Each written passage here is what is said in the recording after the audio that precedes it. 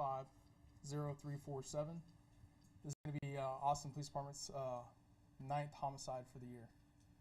On March 16th, Sunday, at approximately 3:36, our 911 dispatch received multiple calls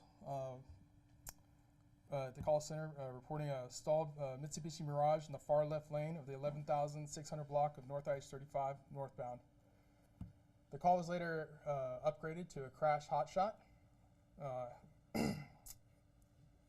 after the stalled vehicle was struck by a Ford Bronco.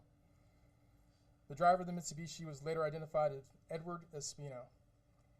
The Austin Travis County Medical Services and the Austin Fire Department extracted Mr. Espino from the vehicle and attempted first aid when they discovered a gunshot wound on his body.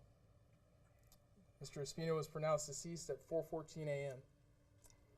The driver of the Ford Bronco was interviewed by detectives and was cooperative with the investigation and is not believed to be connected to the homicide. Homicide detectives and crime scene specialists responded to process the scene and interview witnesses. The initial investigation showed that Mr. Espino was in his Mitsubishi Mirage and driving northbound on I-35, where his vehicle came to a stop in the far left lane of North I-35 before being struck from behind by the Bronco. The shooting suspects have yet to be identified. We are encouraging anyone who may have been in the area or heard possible shots fired, anyone who may have been seen the Mitsubishi Mirage driving, or anyone who may have seen the vehicles that appear to be an altercation, to come forward so detectives can further investigate. If anyone has additional photos, videos, or potential evidence, please submit them by clicking on a QR code that we pushed out to the media. Anyone with tips or information should contact the Austin Police Department at 512-974-TIPS. You may submit your tip anonymously through the Capital Area Crime Stoppers program by visiting austincrimestoppers.org or calling 512-472-8477. A reward up to $1,000 may be available for any information that leads to an arrest. Basically, we're just looking for anybody that may have some kind of information. The time frame we have is like a short time frame for people traveling in that area of 11,600 block, approximately about 3:30 to 3:35. It's a tight 5-minute window. Anybody driving that area that may have heard any kind of shots fired or seen anything or any kind of vehicle disturbance. I believe we showed our victim's vehicle to the left there. It was a Mitsubishi Mirage, a 2024 model. It was black in color. Any questions at this time? Yes, so he was shot before it happened, the crash is what you're saying? Correct. And do you have any reasons for this road rage or anything along those lines? Based on our preliminary investigation, yes, we believe it is involved. Road rage is involved. Do you know about how far back that initial incident happened? It's undetermined at this time. Was he trying to drive himself to a hospital, or? Based off the information we have now, it looked pretty instantaneous. And how many gunshots were there? There were, upon inspection of his vehicle, we discovered multiple, they had been struck multiple times.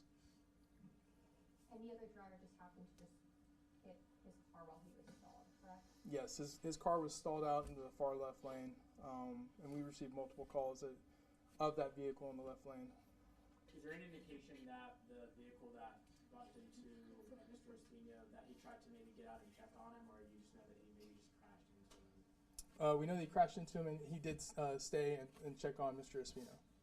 Is there anything that he shared that he found out or learned, or just what he told you all, what you all found out? Just what we found out. I know his family's here. Is there anything they would like to say, or you can say on their behalf, like who he was as a person and why it's so important for people to come forward and help find out who did this? I think if family doesn't mind me speaking for him, he's a member of the community. You know, he's a son. You know, he's a brother, and you know, he's a human. He's a person.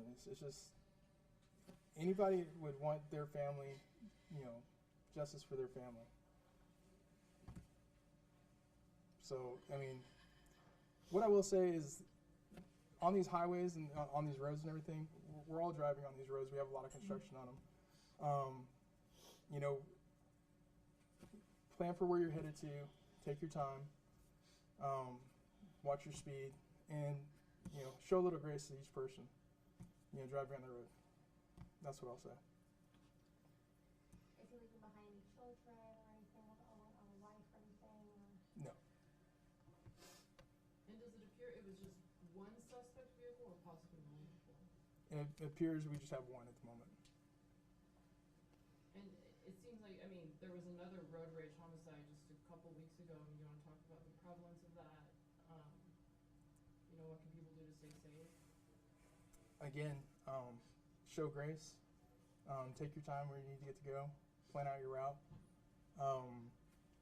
You know, if you're merging, use the zipper effect. You know, one car after the other, and take turns. Take one more question.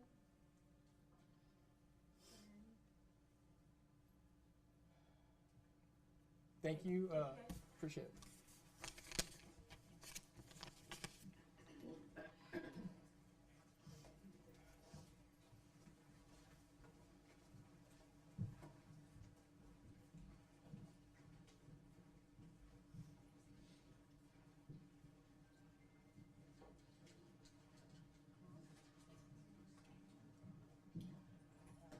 And we have the info, these pictures and the slides, we'll send those out to you right when I get back into the office, okay?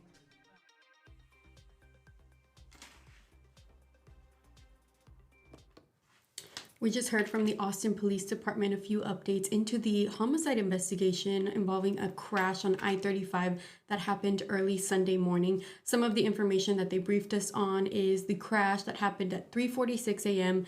near the 11,600 block of North I-35 proper, which is also known as the highway. The crash was involving two vehicles. Those two vehicles were a Ford Bronco and a black Mitsubishi Mirage.